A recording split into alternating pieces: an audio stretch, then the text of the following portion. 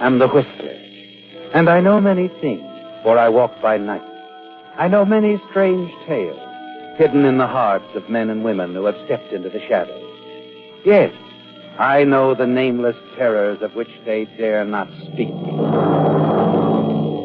Tonight, it's the Whistler's strange story, A Present for Ricky. Transcribed.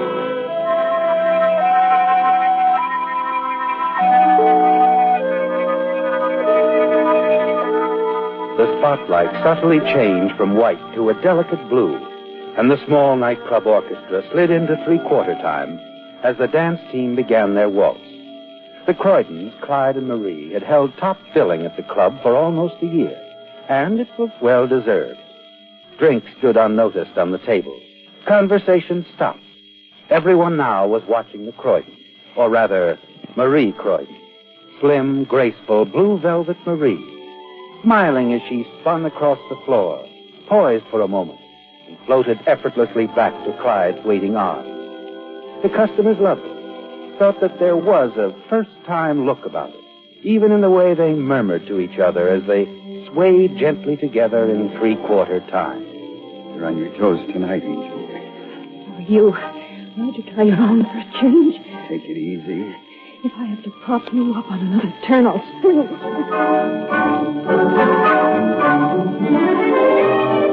Yes, the customers loved it. Clyde and Marie, husband and wife. Quiet maturity and breathless beauty. And at the same time, on the other side of the room, a theatrical agent named Stanley Craig appraised the Croydons a little more critically. You like her, eh, Stan? Girl's good. She just needs a younger partner. The old boy slows her up.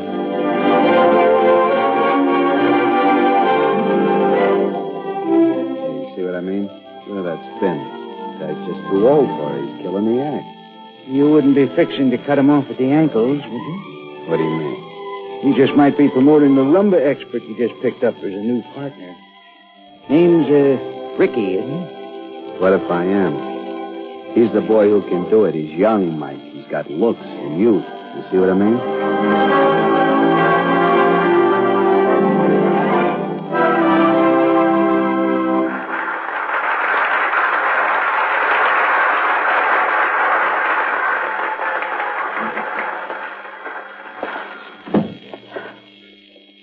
All right, Marie. Let's get it over with. Get what over with? Your nightly speech. That crack you made out on the floor. Oh, that. Yes, that. You like my hair this way, Clyde? I'm waiting, Marie. Well, forget it. I don't want to go through it all again now. I think it's time we had it out. Listen, Clyde. Why are you trying to kid yourself? You know it can't go on like this. I don't know. You just got a pretty good hand. You mean I got a good hand? You might as well admit it. I don't think that's quite fair. Well, it's true, Clyde. I'm getting tired of propping you up, covering up your fumbles, cutting my hair in my mouth every time we go into a Now, spin. wait a minute, Marie. You wait a minute. Maybe you're right. Maybe we better have it out right now. When I picked you up, you were nothing. Jitterbug champion of West Washington Heights. Why, in 5 years... Don't give me that loyalty pitch. I've heard it before. If you really want to talk about loyalty, let's talk about your first wife. You forgot about her in a hurry, didn't you? Sure, she was too old, throwing up the ass. Didn't matter to you then, did it? No. Sorry, baby. I got to get rid of you. I know it's tough, but it's show business. Off you go to Reno. What makes you think I'm old? You're 40. And that's too old for me. And incidentally, it's not just my opinion. They're talking about it in the trade. Who's talking about it? People who ought to know. Telling each other I'd be on top. I had a partner whose bones didn't creak. You got somebody in mind? I might have. Well, forget it. I have no intention of letting you go. Either as a partner or as a wife. You're smart. Without me, you wouldn't rate bottom billing at a third-rate burlesque in Jersey City. That has nothing to do with it. All right, give me a better reason. Over there, on the table. The roses? The roses. This the reason, Marie? These roses, night after night. The same card, Ricky. Who is Ricky, Marie? One of the customers. He likes my dancing. Is that all? So far? I think you're in love with him. That's what's behind all of this stuff about my dancing, isn't it? You love this guy, and my dancing is as good an excuse as any to... Who is he, Marie? Ricky. The name is Ricky. What's his last name? It's none of your business at the moment. I think it is. He's a dancer, isn't he? Yes, Inspector. He's a dancer. And you might as well end the third degree right here. You're planning to team up with him, aren't you? You won't get away with it, Marie. I won't let you. My career doesn't mean anything to you, does it? Only when it affects mine. That's why you married me, isn't it? For the effect I have on your career. You married me for the same reason. Well, maybe I did, but the reason is gone now. I don't need you anymore, Clyde. I need Ricky.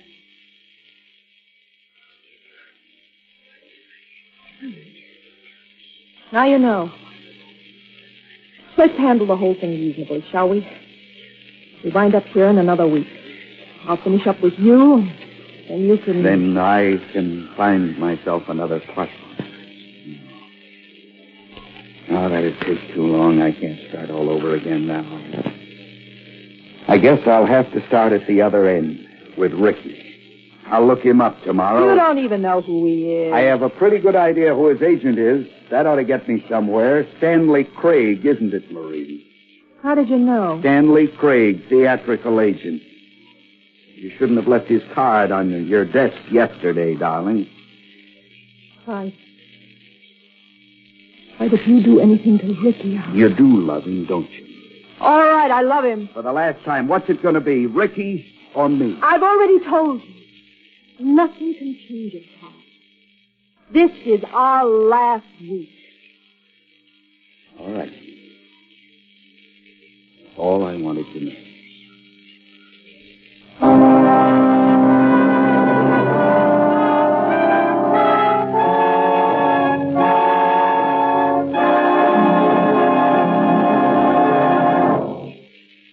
In just 30 seconds, the Whistler will continue tonight's story. Don't be half right. Use Usafi. For example, would you say that the use of calendars goes back 1,200 years? No, that's only half right. Brush up on your ancient history. Tell your I&E officer you want to study with the United States Armed Forces Institute, USAFI. It's easy. It's simple. If you don't want to be half right, use USAFI. And now, back to the Whistler.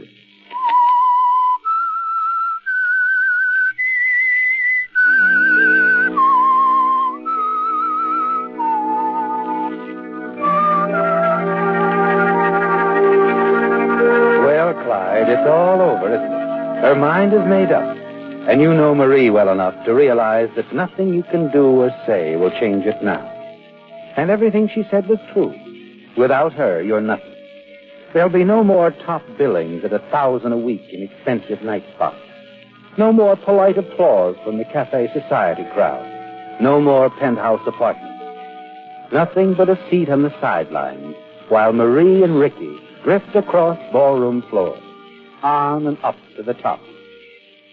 It's early the next morning when you leave your apartment by the private elevator. And 20 minutes later, you walk up a flight of creaky stairs to Stanley Craig's office in the West 40. Yes, sir. What can I do for you? You're Stanley Craig? That's me. Pull up a chair. Thank you. I thought I might be a little early. Hey, I didn't recognize you from... you're Clyde Croydon. I saw your act again last night. Really? Yeah, good act, too. Thanks. What can I do for you? Answer a few questions. Sure, glad to. You manage a dancer named Ricky? I see what you're getting at. Yeah, I manage him. New boy specialist in rumbas and tangos. Very fine dancer. That's what Marie tells me. They'd make a great team, Mr. Croydon. Ricky and Marie. She's not at liberty, Mr. Craig. She's my partner. And my wife. I must admit this sort of thing going behind my back, But I'm sure she resents it, too. That's not what Ricky told me. Look, Mr. Croydon, You've been in the game long enough to know what youth means in a dance team. I don't think you're being very fair to me. If she goes for it, I guess Ricky will be a new partner. There's just nothing you can do. I would like to talk to him, if you don't mind. Sure. Just say when. Today. Where is he now? Out in the park somewhere. He walks for 2 hours every morning. Good for the legs, you know. Alone? Be hard to find another guy who would knock off 8 miles in the park before lunch, don't you think? Yeah, he's alone. Well, does he come here after his walk? Sometimes yes, sometimes no. Might be a couple hours. I have all morning. Okay. The new varieties on the desk. You'll be alone here, no one to bother you. Thanks. Take it easy, huh? Sure. Mr. Croydon. Yes? No hard feelings? Right. No hard feelings.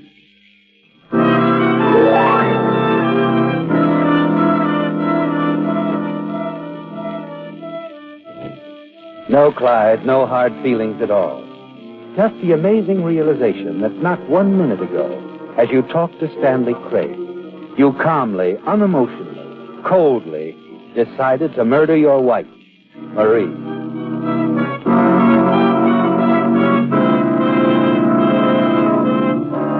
There was no shock to it at all. If it had been there all the time in the back of your mind, waiting to be formulated into thought.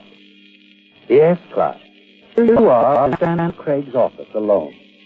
Ricky is walking in the... Marie is at home alone. You realize an entity like this might not happen in 1,000 years.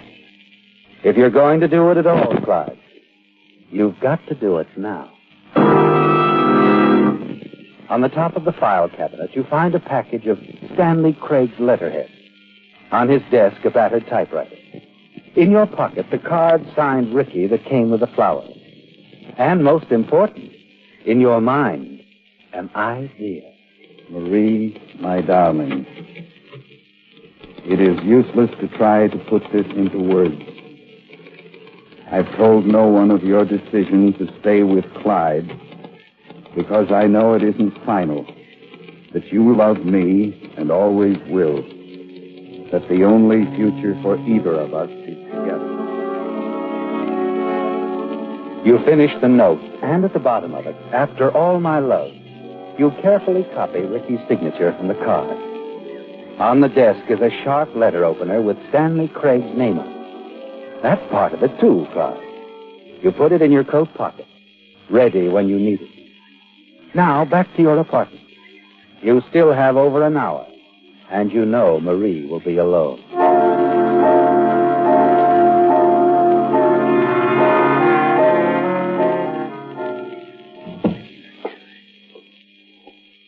Hello, Marie. Oh. Where you been? You know where I went. Did you see him? Ricky? Who else? He wasn't there. Seems he was taking his morning walk in the park. Remember when we used to walk in the park together, Marie? You're breaking my heart. I want to show you a letter. Huh? Yes, read it. It's addressed to you. Marie, my darling, it's useless to try to put this into words. I've told no one of your decision to stay with Clyde because I know it isn't final. That you love me and always will. Oh, Clyde, this is ridiculous. Go on, Marie. Read the rest of it. Okay. Always will. That the only future for either of us is together. You must believe me, darling. I'd rather die than have it any other way. I'm coming to your apartment tomorrow morning at 11. We must decide this once and for all. All my love, Ricky. What's the matter, Marie? Oh, Clyde, that's the funniest thing I've ever read in my life. What do you think you're doing? It's a present for Ricky, darling. I'm afraid I don't... What are you doing with that letter opener? He's going for the chair, Marie. For your murder. Don't for me, Clyde. Clyde, please. Please. No, Clyde. No.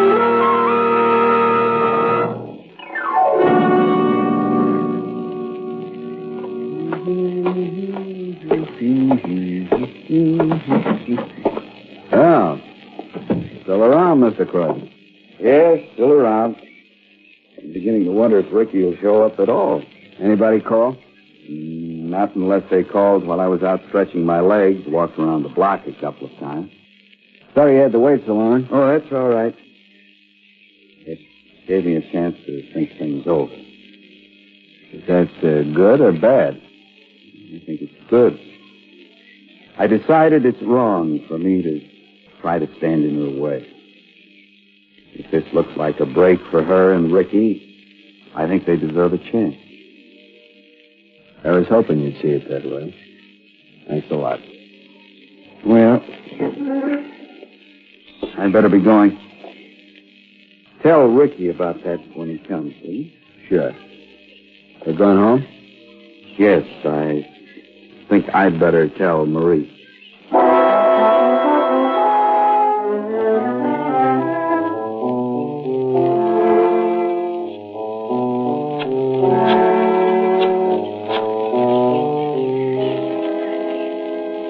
Police headquarters. This is Clyde Croydon. I live in the penthouse at 1232 Warwick Place. 1232, that's right. Please send somebody up here as quickly as you can. My wife has been murdered.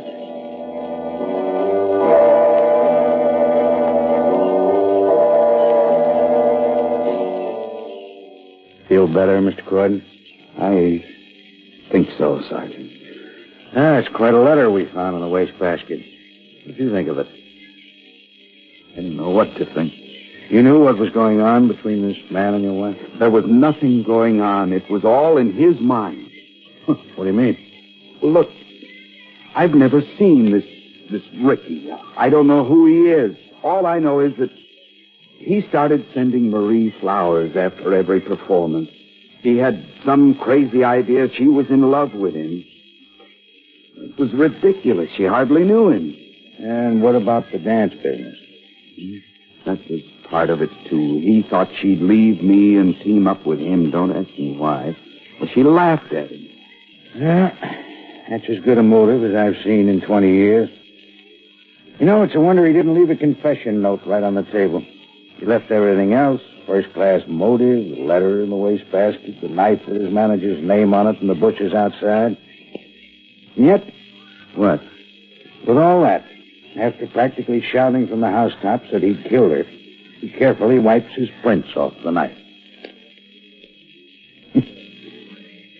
Funny how a murderer's mind works, isn't it? Yes. It's hard to understand. By the way, Mr. Croydon, this is only a formality, of course, but where were you yesterday morning? In Craig's office, waiting for Ricky to show up. Craig seemed to think she'd go for him as a new partner, and I finally decided to go down and settle it. Have any words? No, I just told him if it was all right with Marie, it was all right with me. I knew, of course, how she felt about him. Where was Ricky at the time? Walking in the park, exercising his legs. Alone? I guess so. There it is again. I bet the guy hasn't even got himself an alibi.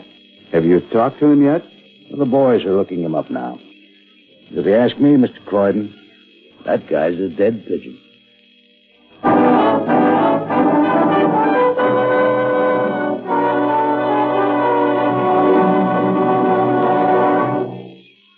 All of us are proud of our hometowns, and rightly so.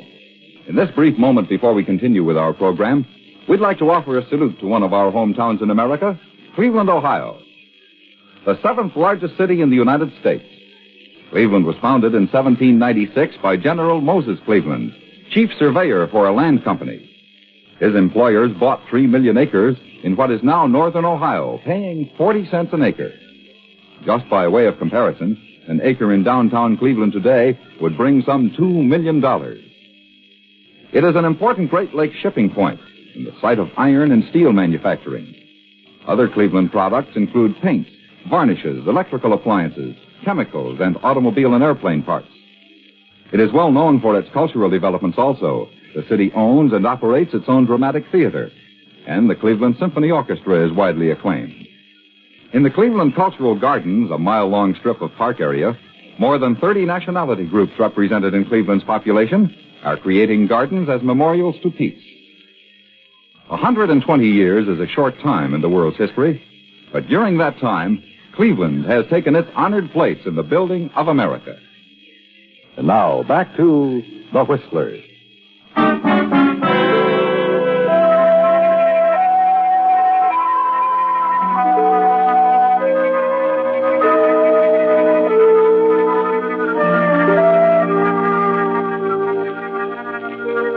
Well, Clyde, all it took was a little nerve. You're over the hump now, all ready to act as number one witness for the prosecution in the case against Ricky.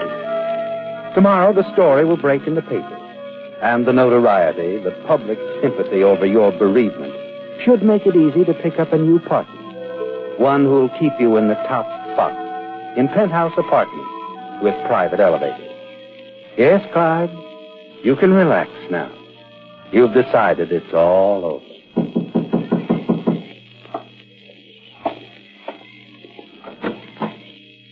Oh, Sergeant. I'm sorry to disturb you, Mr. Croydon. I was about to go to bed. Anything wrong? We've got Ricky. Oh, good. Yeah, just finished questioning him. Mind if I come in? Not at all. We checked the note against Craig's typewriter. That's where it came from, all right. Then it looks like you've got a case. And the note threw us a curve. For a while. What do you mean, for a while? Until we found Ricky. He claims he didn't write it. Good Lord, what did you expect him to say? In just a minute. Show you what I mean. Come on in, will you? Mr. Croydon, this is Ricardo Montez, also known as Ricky. He did it. He killed my wife. He wrote the note. No sé de qué hablan, señores, pero no la maté. Wait a minute. That's what I mean about the note, Croydon. The boy doesn't know a word of English. It's a fake, is it? We checked that, too. But there was another thing about that note that really tied it up, Croydon. If he could have written it, he'd have signed it in his own handwriting. But it was his handwriting. It was his name, but the florist's handwriting.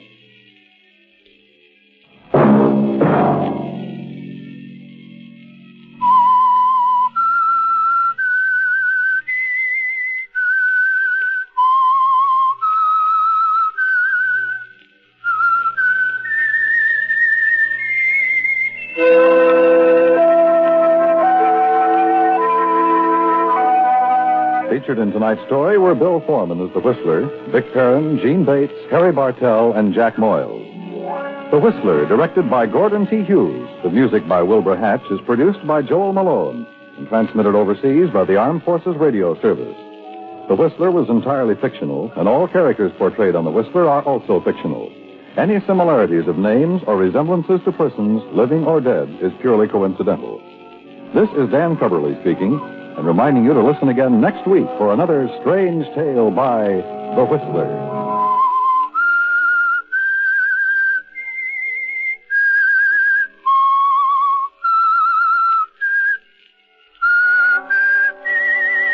This is the United States Armed Forces Radio and Television Service.